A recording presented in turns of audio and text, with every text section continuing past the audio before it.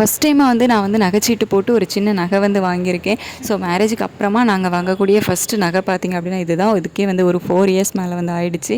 So இப்போ நமக்கு கடன், அதாவது லேண்டு வாங்கின கடன்லாம் இருக்கிறதுனால கையிலேருந்து எக்ஸ்ட்ரா அமௌண்ட்டு போட்டு வந்து நகை வந்து வாங்க முடியல.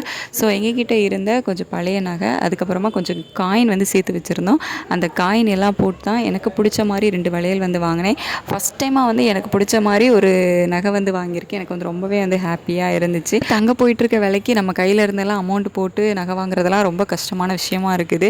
அதுக்கு வந்து செய்கூலி சேதாரம் வேறு எக்ஸ்ட்ரா வந்து பே பண்ண வேண்டியது இருக்குது. இந்த மாதிரி நகைச்சீட்டு போடும்போது சின்ன கடையிலலாம் பார்த்திங்க அப்படின்னா இந்த செய்கூலி சேதாரம் இதெல்லாம் வந்து வாங்குறதில்ல. ஜிஎஸ்டி மட்டும் தான் வந்து பே பண்ணணும். நான் வந்து ரொம்ப பெரிய கடையிலலாம் போடலை. ஸோ எனக்கு வந்து ஃபுல்லாகவே வந்து செய்கூலி சேதாரம் எல்லாமே வந்து ஃப்ரீயாக தான் கொடுத்தாங்க. ஒரு 3 டிசைன் வந்து போட்டு பார்த்துருந்தேன். ஸோ உங்களுக்கு எது பிடிச்சது அப்படின்ட்டு கமெண்ட்டில் சொல்லுங்கள்.